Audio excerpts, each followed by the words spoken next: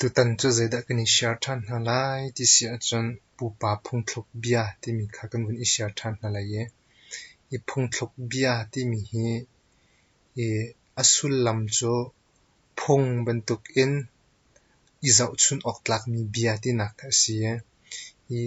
izau chun oklak bia ti zong ti ko se khat lai in Biafim ti zong ti ko sia I mirang hot kan bun hlan sia chon proverb ti ka vasinain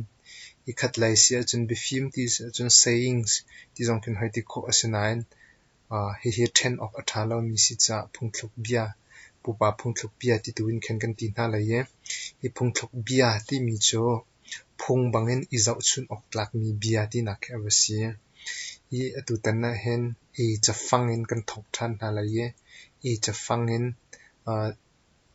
phungthluk bia panga te he tu na kumwan zau ti na lai apakhat nak bik cho abing telet chang al thor ti kha sia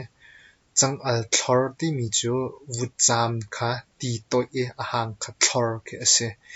I chu ahang thor mi chu abing telet in chun ahang chu thor kho asi lo cha chu phonga an thluk mi chu zai thil po he ning chang lawin rian tuan chu aping asu ti nak ke se aping asu ti mi chu khorka kheng lo amhan lo ti du nak ke se chu abing telet chang al thor an ti mi kha se chun apani na ka zai de si kan ti sia chun ha ka hen abu long sa long ti ka sia hi sullam ni alang ter mi chu zai da si kan ti sia chun bu le sa cho mun khatia ai timi an sia adang dangin ai a chun sullam angai lo ti ke ase hi chu cha chun bu a uma chun sa zong lo ok kha bu a uma chun sa zong ve ding ase sa lo chun bu zong kha ve lo ok ase ti du na ke ase hi hini an chim du no chan mi cho abu a kol mum ame a chun chubak ti mi hakhin an ikhat mi ke ase I asulam chu phun dang kan chim chu chun bu a mum bu me zonga mum me ti cho acham baw ngai ti nak thiam ke ase I chim du mi cho abu long sa long ti mi ne hin atlam atling lo nak sa zong kha bu lawn ai ok athat lo nak sa long in ai ok athat lo nak bu zong kha bu long in ai nak chun sa ha khan aya ka athot deu nak thil atlam tlin lo nak lang ter du mi se chun apathum nak chun zai da si kan ti sia chun ka zon hin achoi bal lo khwang choi in ti kha sia achoi bal lo khwang choi in ti mi cho menung hoi ne an rak tua ton mi kha tua khau ve ri lo mi ni an hun tua kho ve tik a khin an I por thlot pi e ke achim du mi ase minung hoi ne an tua kho mi rak tua kho mi kha adang ne an hun tua kho ve tik a an I por thlot pi mi kha achoi bal lo khwang choi ti mi ne chim du mi ase ti kha se chon he ka zon hen achai ni ai tluk ti kha sia achai ni ai tluk ti mi chu rian khat thok le ot ri tung lawe thei par kong ni vun chima I lom chong nak men I asi nak khe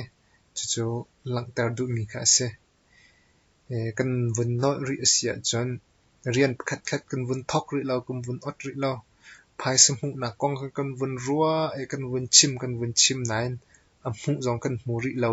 chu kan long avatho ngai mi khe achai ni ai tluk ti ne chim du mi cho se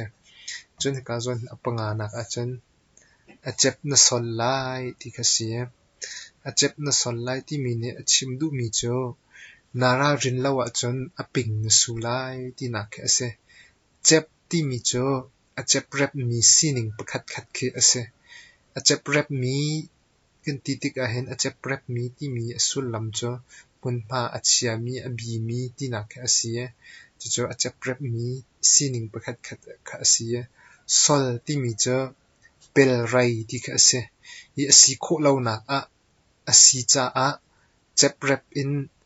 na pel rai lai ti nak kha ase I chu phun dang atoi fian na kan chim ase achon nara rin lawa chon aping na sulai ti nak khe ava so du mi ka se chu via chu tu tan kan shom du mi se lo ka zon hen pupa phungthluk pol asia chon biazai pol asia zai bia pol asia chon kan cha kong happy lai zong kan video tampi kan nak share lengmang mi so war phun sia chon kan youtube ka subscribe ak to ve